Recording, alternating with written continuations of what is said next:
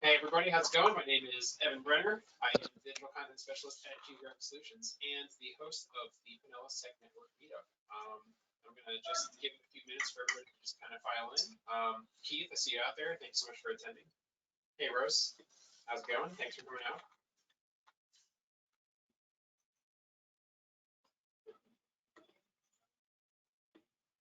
By the way, Jason, I see some guitars behind you, and I dig that. Are they what? Sorry. I see some guitars behind you, and I totally dig that. Just wanted to say that. Yeah, there's a few. I got a little drum machine for my birthday, so I can. It's actually, yeah, it's a drum machine. I don't know how to actually play drums, but I'm using it as a very fancy metronome. Nice, so. Nice. Well, I am a fellow musician. You probably know this because we're connected by Pennsylvania, so. Yeah. Hey, Elena, how's it going? Hey, Sal. Good to see you out there. And if y'all can hear, just as you're filing in, go ahead and just hit that hand button in the GoToWebinar pane so I know that you all can hear this.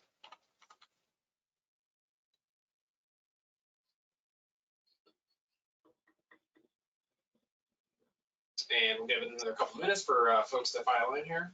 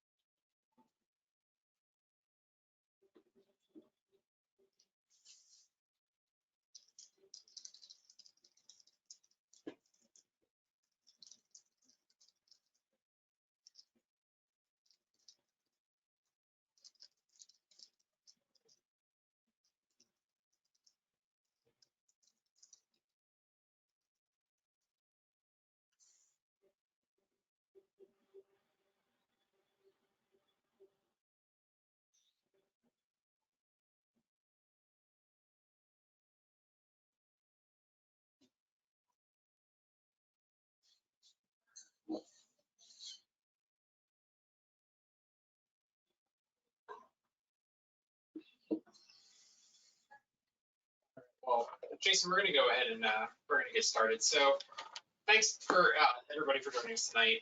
This is the September Pinellas Tech Network meetup. This was the July Pinellas Tech Network meetup, but it turned into the September one. But we are still very grateful for this evening.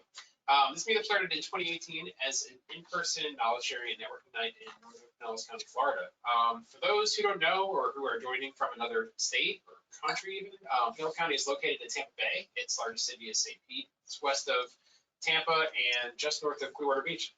It has Clearwater Beach in it. So when we started the PTN meetup, we tried to provide a place for local tech industry folks to hear from Tampa Bay area leaders and network with other tech folks from cities such as Clearwater Beach, Dunedin, Tarpon Springs. Now that we're a virtual event, for now, although we might go back in person at some time soon, our reach has significantly widened. I've seen folks join us from various places around the world, which I think is so cool. The PTN meetup is sponsored by Geographic Solutions, a company that's geared towards helping folks on their journey to finding a career, benefits, assistance. And so we're almost ready to welcome our guest, but one really important piece of housekeeping here. Go ahead and ask as many questions as possible, but we will wait until the end of the presentation to ask all of our questions. And now I'd like to introduce Presidio's Senior Director of Cloud Solutions, Jason Carter. Jason is a local tech leader with close to 20 years of experience in IT, operations, software development, and data management. So, Jason, I will give you the floor. Thank you so much for being here tonight. Absolutely. Thanks, you, Evan. All right, welcome everybody. Today, with Presidio and across my career, I've, my background is, like I said, a little of everything. So I've been a developer. I started off my career as a .NET developer. I stood too close to a server one time and became a DBA for like 5 years, so that was fun. I put my first application, production application in Amazon 10 years ago. So that was 2012. I put my first production Amazon workload out there. So I've been moving and modernizing workloads in some way, shape, or form over the last easily 10 years, officially in Amazon, and in some way integrations and modernization before that. So let's talk about some of those options. But first, I would be remiss if I didn't tell you a little bit about Presidio, so I'm gonna get through those real quick. Presidio is a massive systems integrator. We've been around for a long time. We traditionally sell a lot of hardware. We're big. We talk to a lot of people. We've got places all over the world and lots of money. So there's my official slide. We do a lot of in the cloud. We were, my division was born in the cloud. We do DevOps application. We started off life as an app dev shop, and you can't do modern app dev without data. You're not going to be doing modern app dev without DevOps, right? So all these things just kind of grew out of that developer-based background. So any of those things interest you, by all means, give me a holler and we can figure out how we might be able to help you guys. All right, but let me tell you how you can help yourself. What is app modernization? That's what we want to talk about. We're going to talk about how you can take your application and get it into a modern state. You notice I said modern, not cloud state. Cloud can be part of the journey, but it doesn't have to be. Now, if we look at Gartner tells us that it's migration of legacy to new applications or platforms. Applications or platforms, all right? We're gonna add new functionality. We're gonna provide some new business value. Some of those options and the ones we're, I've listed them out here, re-platforming, that's gonna be important for us. Rehosting, recoding, re-architecting, or also known as refactoring, re-engineering, interoperability, replacement, retirement. Those familiar with Amazon and the 7 R's of migration might recognize some of those. You start to see the repeatability of some of the verbiage across the industry. This is Gartner's definition. So today I want to talk to you about some of the primary ones that we see. Some of the pros, the cons of each of those. We're going to focus on re-platforming and re-architecting. Now, why would you do this? Now, I borrowed this slide here from our friends over at Amazon. It's one that we use fairly regularly. Usually, modernization of applications come with some kind of business driver. If it's coming from, here you can see they've got this nice little display that kind of shows who's worried about what, right? It could be agility and staff productivity from your CIO. It could be scale ability, right? Let's scale up in a consumption-based manner. Your infrastructure and your operations people watching the money might be looking for that. Your CISO could be looking for more or better, faster ingestion options for security and compliance. Or of course, everybody always wants more data. So, maybe your big data folks or your data scientists are wanting access to more or scalable data. So the driving event, understanding that is just as important of the technical decision that we reach, right? So understanding where that executive sponsorship is and the why helps us to make sure that we land on the right output, all right? Now, when we talk about modernization, I'm normally talking about taking a modern app dev approach. And what do I mean by modern? I'm usually talking about an API first, right? I want to talk about API so it doesn't matter who is calling you, they will always be able to call you. You want to make sure that, thinking future first, compatibility down the line, we've got to make sure that other people, more importantly, applications, can interact with us. So an API first design is always very important. We're starting to learn as we've progressed over the app, many years of app dev, that microservices or breaking things up into smaller breakable units, right? I want to be able to take, if one piece of the application goes down, it shouldn't take all the dominoes down with it, right? If one domino falls, that's okay because the rest are capable of standing on their own. Microservices are important. But what else we want to look at? Make sure that security is from the beginning. We want to be sure to grab data, right? That's one thing that a lot of we didn't do in early days of app development. We just threw it out there, and as long as the app was up, we're up. We don't want that now. We want more data from our software. We want us, yes, do the job, do the underlying job, but tell me about how well you're doing the job. That's where the analytics, the experience, analytics, and monitoring. That is a modern practice. Used to you'd say monitoring, you're talking about the infrastructure guys. Is the server up? Is it using too much, right? That's what we're looking for. And of course, the infrastructure is code. DevOps, all things DevOps, right? Everything's as code. That gives us quality. We can get quality through repeatability. These are all modern practices. And then of course, with all of these things tied together, by getting the data, the user experience data, security built right in, that gives us supportability, right? We're building because somebody has to operate this thing. That's got to be taken into account up front. And of course, better, faster, faster, faster. Get everything done better and faster. That's where the infrastructure is code. You're doing an API first microservices. All of that feeds into a faster time to market for better and faster releases. So this is the outcomes I'm looking for from a technical perspective. These are all aspects that should be included in any new plan, right? All right. Now, I alluded to it a minute ago. I said, what?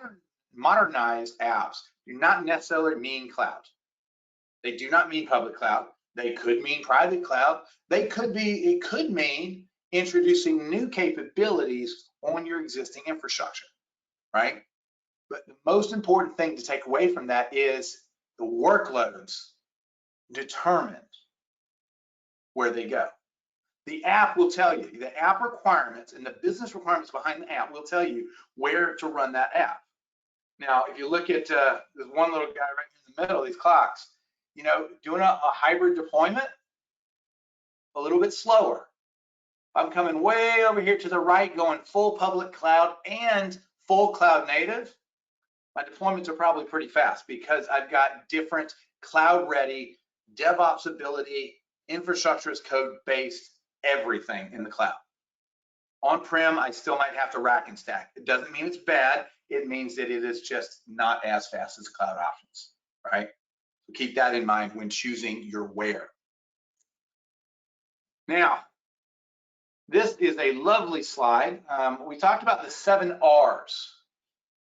We've got retain, retire, rehost, refactor, repurchase, replatform, relocate is a new one, right? These are all the different decision tree that you need to go down to understand, what happens to this app. I can most of the time you can walk through and figure out what it needs on an app by app basis. But if you're looking at a portfolio of apps, you got a whole data center. You're going to have to come up and you're going to have to look at every one of those apps with this view, with this, with this lens put on.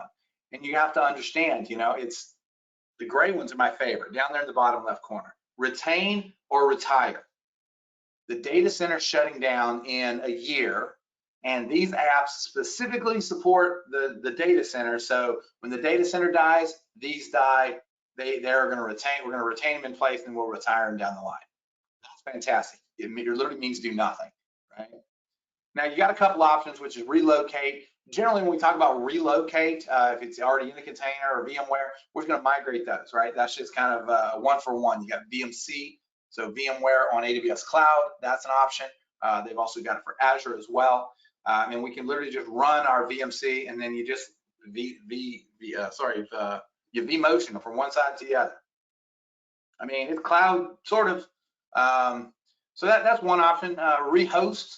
This is one you're going to hear a lot. This is kind of the lift and shift, right? So this is let's pick them up, pick up our instances from the servers, from the data center, and maybe we might resize them, right? Everything you're running on-prem is oversized, so let's just resize them and get them to the cloud. All right, there's some work, there's some automation you can do there. The ones that are then I'm going to skip over to the green one here, repurchase. You might have called this drop and shop. This is when you're going to trade out that application for a SaaS version, right? This is a lot of companies we see are moving to a no ops direction. where they want somebody else to run that software. They're going as much SaaS-based software as possible so they don't have to run and carry the load of an IT team. Let's talk about, though, if that's not your direction, none of that other works, you want to move to somewhere. Let's talk about replatforming, often called lift and reshape. We want to mold it, right? And we were talking about guitars just now, and I've got this putty that I use for strength in my hand, and it's molding, right? When it's in the can, it looks one way, but by the time I get it, I'm just constantly remolding it to be slightly something different. That's what we're going to do to your app. It's still the same thing, it's just in a slightly different shape. And then finally, refactoring. Refactoring is where it's the end-all be-all of moving and re-architecting your app. So those are the two options, but you can see there's a lot of different decisions. So with that being said, I've created a nice little decision tree here. And this is where it can help people understand what you need. When you're starting to go down an individual app, should I invest in it? Do we need to invest or sustain? We're going to invest in it. That means we're going to put money in it. This app has value in the long term. We're either going to refactor, replatform, and possibly go to a SaaS version, right? Now, the other question is the ones we don't care about as much. That, I just have to keep the lights on. I got retire, retain over there off to the left.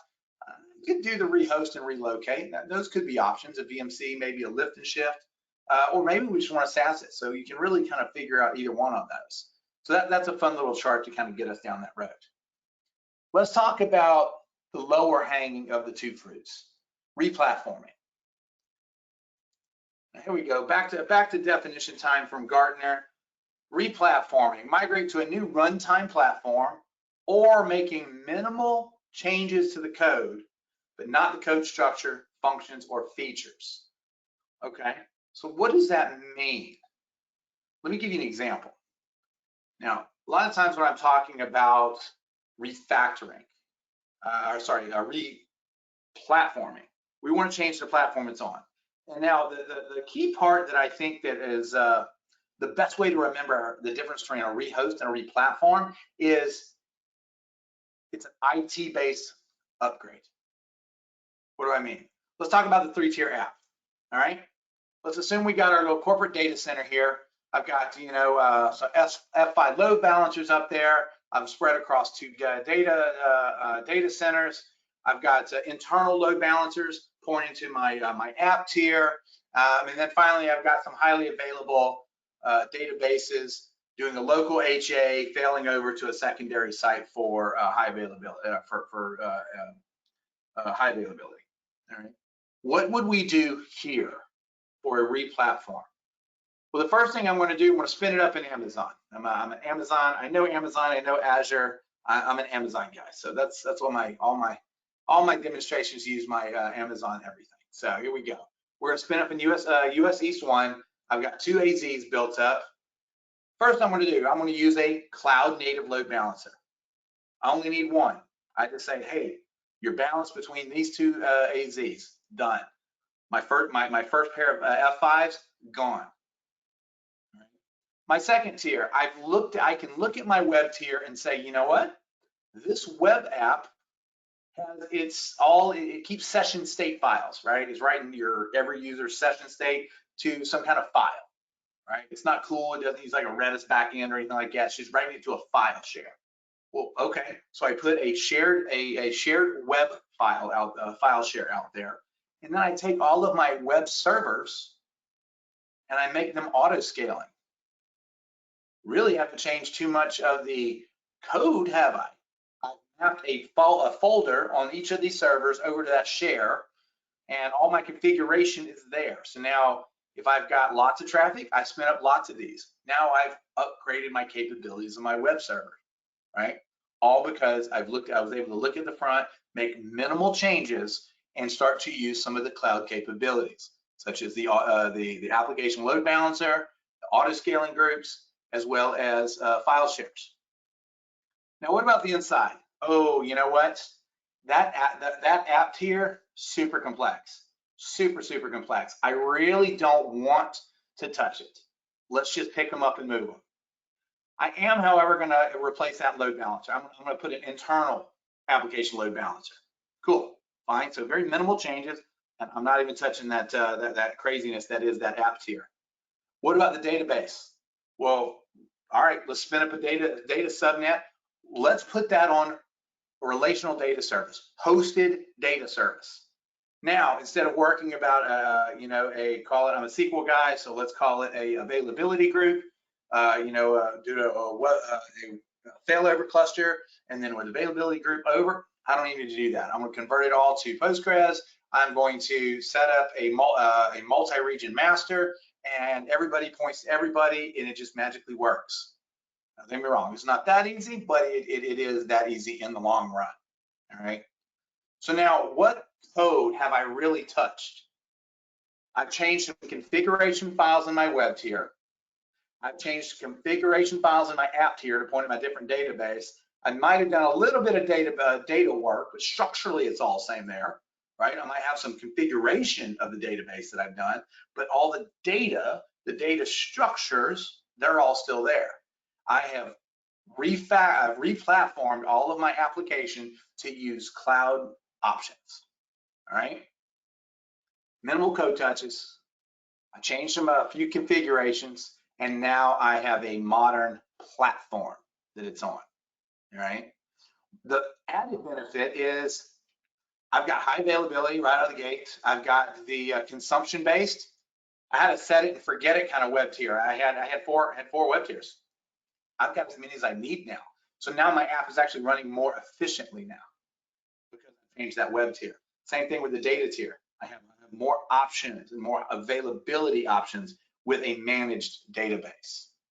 So that's a replatforming of a 3-tier application. Now let's go ahead and look at another option of replatforming. VMs. Everybody's heard of VMs before. That's what everybody's running on these days, right? Everything's a virtual machine. And if you don't know it, a virtual machine we have one big honking server, let's call it. That's our infrastructure layer there. We're going to layer on a hypervisor. It can be VMware, Hyper-V, Zen. There's all kinds of hypervisors out there.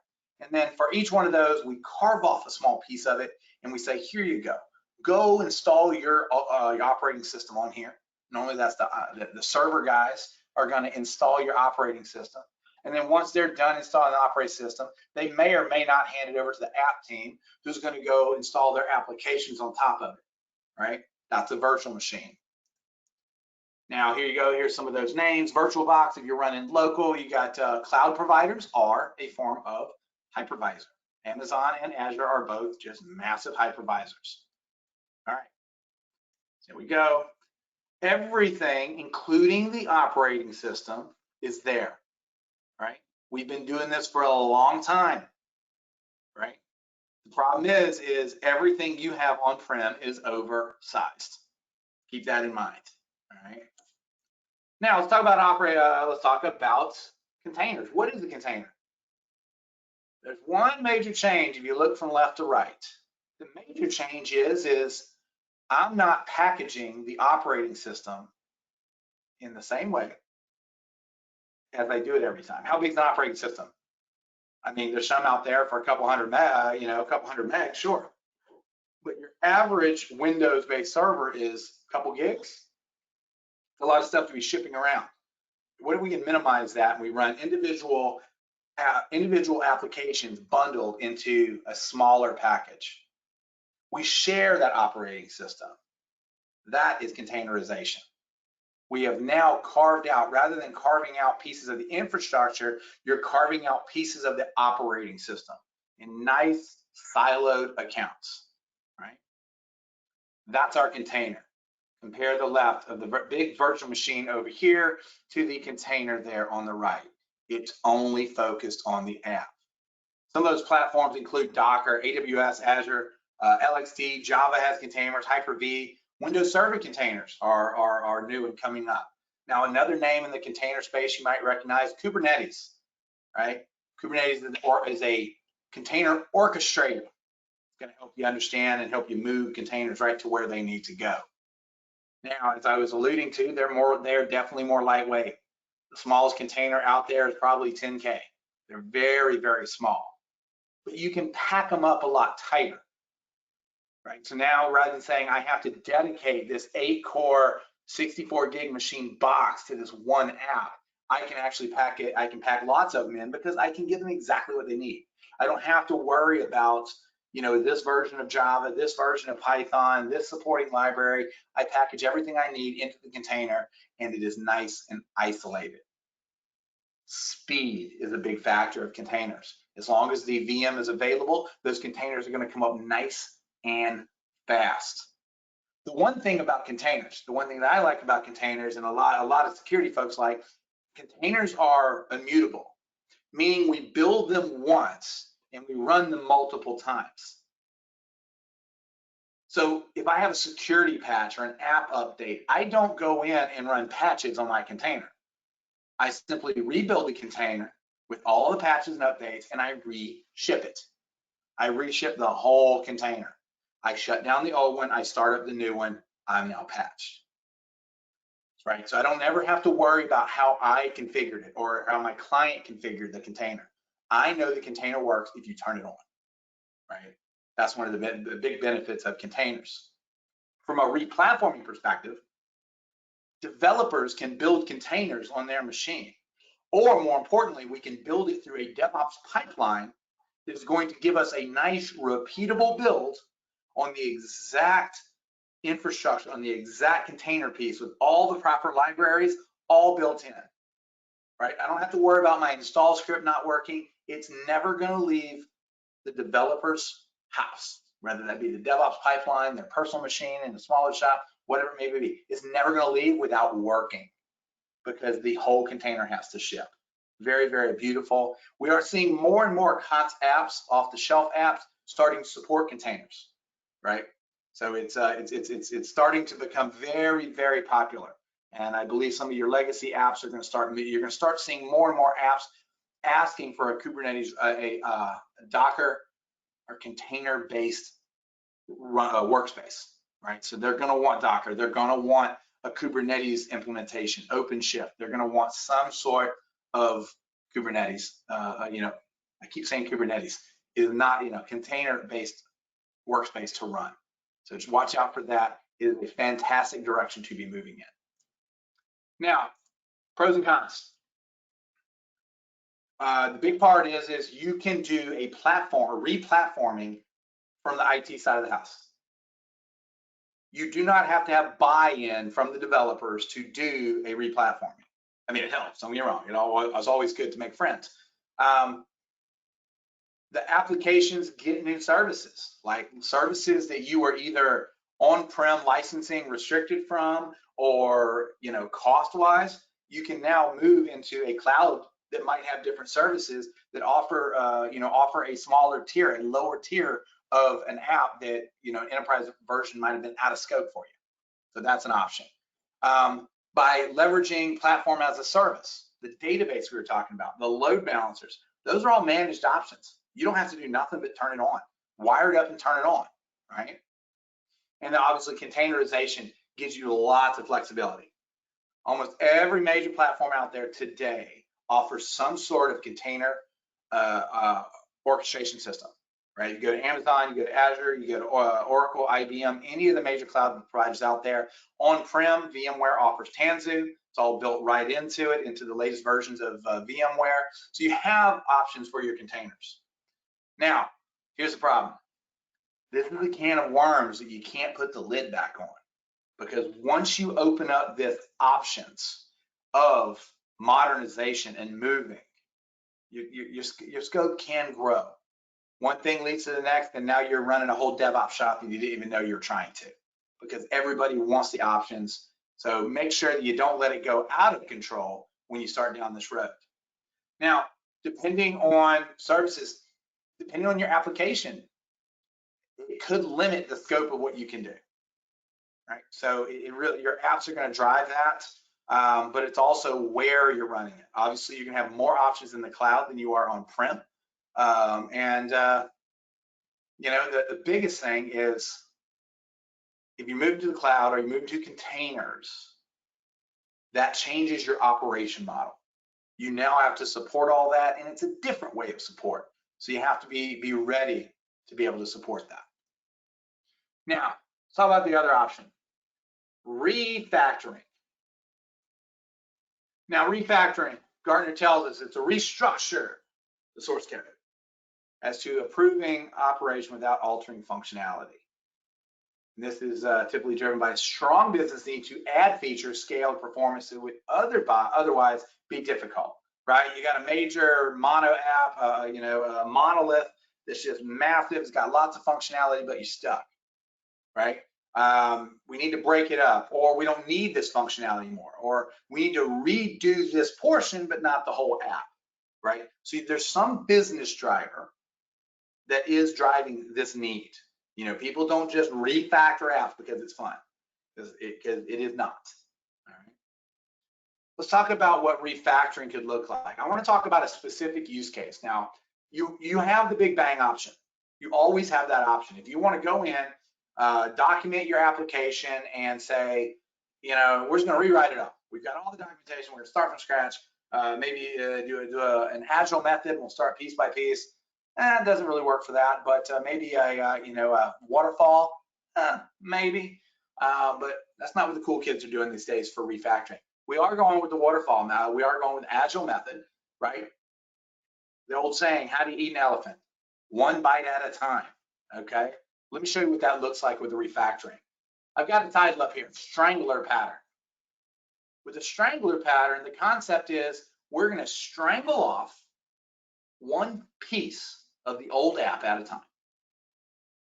All right, here's the same app, same 3-tier app we had earlier. I've already moved it and re-platformed it onto Amazon, right? You see our load balancers up there. All right, fun. Now, I want to take out business function 1. You know what? It's old, it's crazy, it doesn't work. I'm going to capture it at that load balancer level.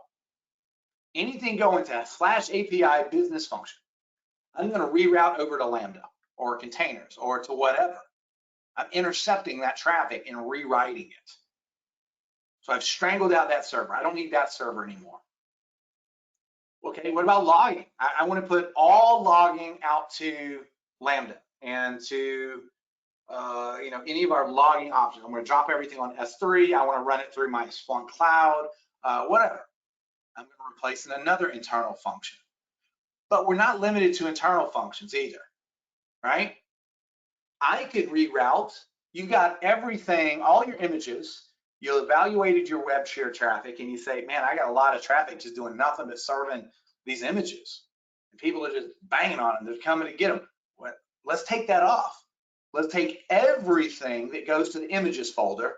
We're going to reroute that over to S3 and we'll serve that up through a CDN, right? Let's use CloudFront, Amazon CloudFront at the front, and let's serve up all those images. We'll distribute it everywhere.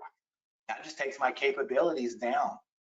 I don't even have to serve that, so now I'm going to reroute all that traffic. New functionality on the front end, add that API in the front end, right? So piece by piece, we are picking off the back end, right? That is the strangler pattern, right? Now, we could do, we could go back to the same database. We could move the database. There's all kind of options that you can use. But if you notice, I'm just going to keep using what I've got. You don't have to replace everything. Piece by piece is the only way to go on a refactor. All right. Now, because there's really only a couple options of roads to take for a major refactor, that's the only example I've got there, but I think the concept is well understood. Now, you can read the benefits here. I mean, you got a lot of agility. You've got endless opportunity if you're starting with a fresh canvas, right? You can drop dead things, dead on, just drop it. Just get rid of it completely, right? It allows you to re-engineer your processes, right? Your processes, as you go through, you want to introduce DevOps, you're in a monolith, and it took hours and hours and hours to build. Well, now I'm going into a CI/CD, automated deployments. I've got smaller microservice based. My build times are faster. I'm doing bigger, better, and more extensive testing now. A lot of options there. Now, here's the downsides. it is the most time consuming of the 7 R's. Of anything you're looking to move or migrate to the cloud, it is the biggest. It is the biggest and most time commitment. It's your time and your human capital. I mean, between the time of the human capital and it could be the time to market, it's very expensive. And it's very difficult without proper documentation. Now, here's one. There are tools. Don't get me wrong. There's definitely tools out there to make some of this better. There are some out there that can somewhat watch what you're doing. They can do some app dependency mapping. So we can go run and say, this server talks to this server, that one talks to that one. We kind of get a better idea. So especially if you don't really know the landscape of what's in your data center. Let's say everybody decided to quit last week and you're the new guy. There's ways that we can scan the environment to figure out who talks to who, and we can back into some of that documentation. What I can't back into is all the tribal knowledge with a poorly documented or just a massive scale. So there are commercial options available that can scan your code base, right? They will walk your code base. We see this in big big portfolios or massive massive monoliths. Your company's been running on this monolith for 25 years, and all the guys that that wrote it originally are drinking Mai Tais on the beach. Fine. How do we understand everything? There are one company comes to mind is CAS Software. They have one, and they're probably the biggest, most extensive that does that. They're going to walk that software code, and they will basically build an app dependency of your code function. So there's options. So don't take this as all doom and gloom. There are options out there for your big crazy ones to help you get where you're going. Now, I talked about a couple of methods and models of how to get there. I want to talk about, and this is my doom and gloom message. This is where I warn you to not jump into this all willy-nilly. And yes, I know this is if you have some sensitivity to lights and colors, I probably should have said that before I moved to this slide. This is what a modernization framework would look like if there was no organization behind it, right? Because you can see several things over here. I've got my technology roadmap on the upper left, and you see the roadmap connects to everything. The roadmap feeds into my guiding principles, governance, my business case. All of these things are on the far left, but our outcomes are over here on the far right.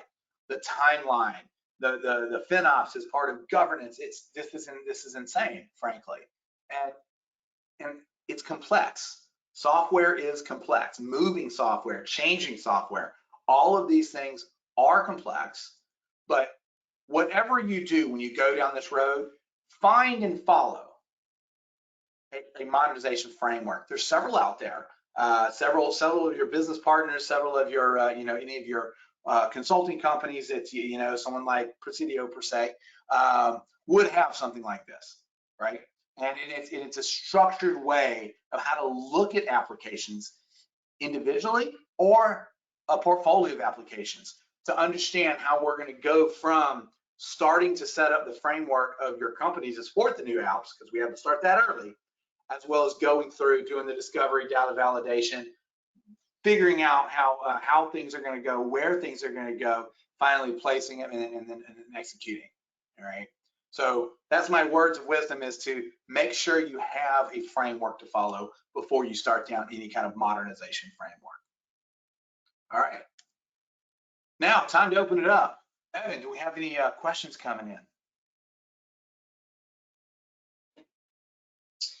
Okay, so Jason, no, we actually do not have any questions right now in the question page, which I am actually, that normally does not happen. So I'm going to throw it out here to the crowd.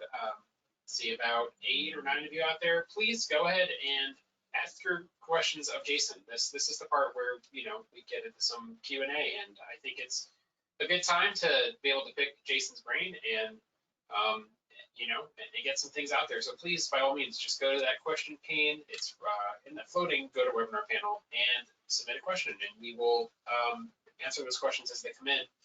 And so, actually, Jason, I wanted to ask one question in advance here, because I see that Kent is attending. And prior to this, Kent actually had a question that they submitted through meetup.com in our event. And Ken asked, what is the best local container orchestration tool for developer container usage and testing? The best or well, there's several answers to that. It's best or most prolific. Most prolific is still Docker. We're still seeing Docker as kind of the go-to for a lot of folks. Docker did change recently to a paid model. So any of your developers using it, you will need to get a license for the end machine. LXD is one that we're seeing a lot. What we find is whatever works for the developer at the local level, on their machine. I'm not going to go and tell my Windows developer how to build. I'm a Mac guy, right? So I'm not going to tell them how to build on their machines. The most important part for containers is that all final container builds are done through a pipeline, right? When I can submit the Docker build code and submit that to my repo. It gets it. It should be running all the unit tests. It should be running all of the integration tests. Whatever testing and validation you have, that should be centrally managed through a DevOps pipeline, not coming from the end user. I'm a big fan of let the end user run their machine. As long as the output coming of that machine is consistent and follows my best practices, I kind of don't worry about what they're using, as long as it gets to the final result. I know that's the classic best non-answer ever, but that's what I got. Docker is very prevalent, very, very prevalent. All right, so I have another question. What are the pros and cons with AWS versus Azure, especially for app modernization? I know you said that you're an AWS guy, so what are how do you kind of go between the two? It really depends, honestly. What I do say is, pick one, right? And let me clarify that. When I say pick one and manage it, it's none of the vendors are going to give you, any discounts. They're not going to give you anything if you're willy-nilly half in, half out with them, right?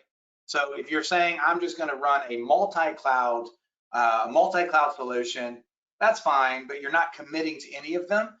They're not going to commit to you. So pick one and manage the exceptions, right? That's kind of the guiding principles we give them. As an app developer, we tend to see folks doing more modern app development for cloud. We see those folks tending to lean towards AWS. The flexibility of the AWS platform, I'm not saying that Azure doesn't have it. Azure has almost point for point, let's call it most, if not all, of the features. There's just some functionalities that are just a little bit more loved on the AWS side.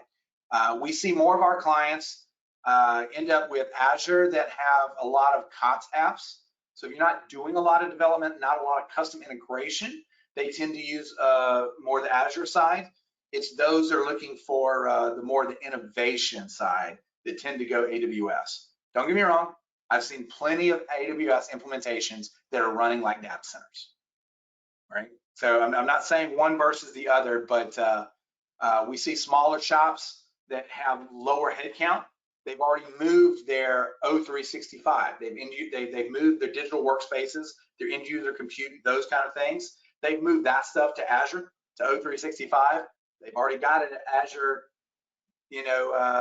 access. They've already got the console. They probably got some Azure credits with their last renewal. We see a lot of those shops starting to dip their toes on the Azure side.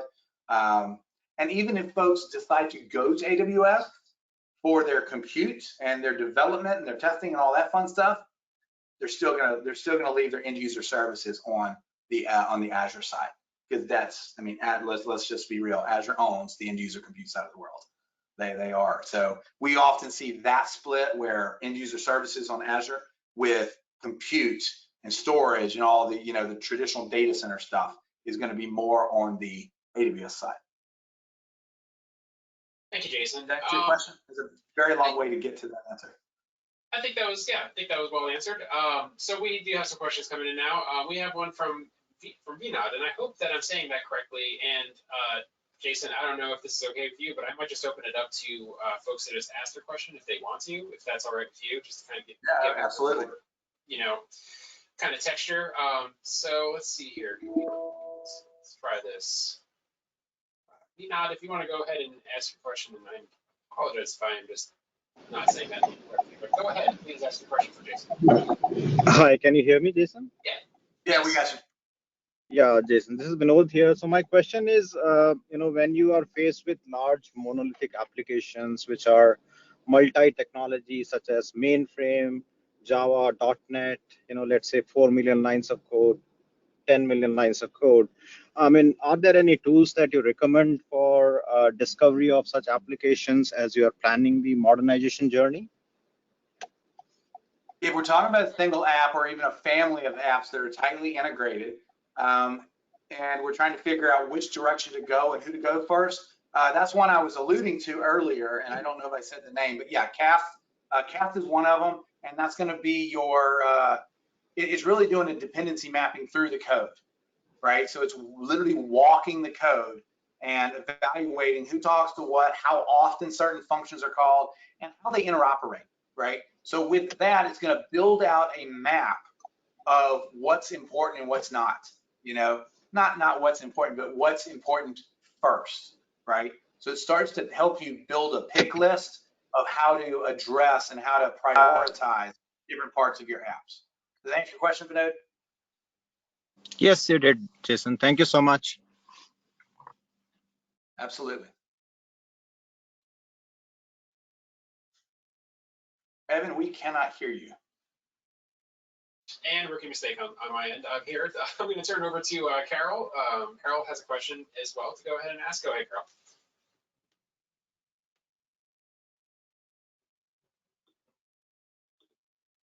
Okay. I was wondering if there was any reason that you don't use GCP. We use it when AWS clients ask and for Azure. it. We don't see it coming in the door that often, to be honest with you. We've seen folks. There are people using it, and I've got friends that work there, but we honestly don't see the volume of work coming in the door for GCP. Not everybody's looking for it. The level of services aren't as broad and well understood as others, as the other two, honestly. When it does come in the door, it does tend to lead towards their analytics products, right? So their big data and their analytics products are ones that we see asked for more often than not. So our data team is more familiar with it. I mean, I can go lay down a landing zone. I could, I could put governance and controls in GCP, but I have not been asked to help migrate a single data center to GCP. So the market would be my answer.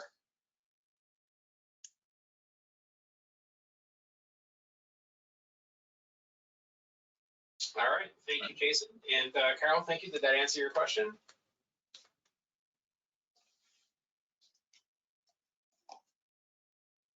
I think it did. Okay, I'm just going to throw it out there again. If anybody has any questions and they want to go ahead and ask them, throw it in the question pane and we'll discuss. So another question that I had, Jason, that probably has been already kind of, talked about or explained is, so when you're talking about monolith, is that the same as a mainframe or a legacy app? But a monolith and a mainframe, not necessarily. Think of a monolith as, just applications that are all packaged into one. So mainframes do have the idea of separate apps within the mainframe, right? So the mainframe's like think of a mainframe more as a data center in a box, right? It's fully encapsulated.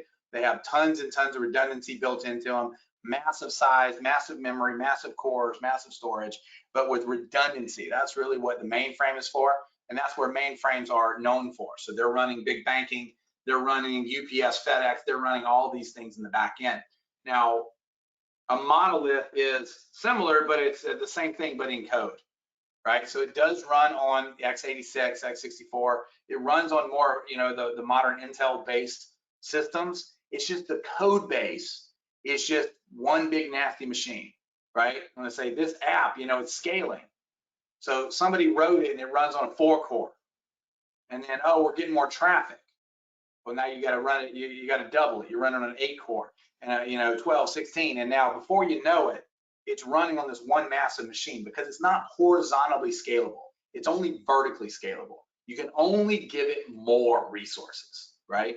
You can't run it sitting next to each other, right?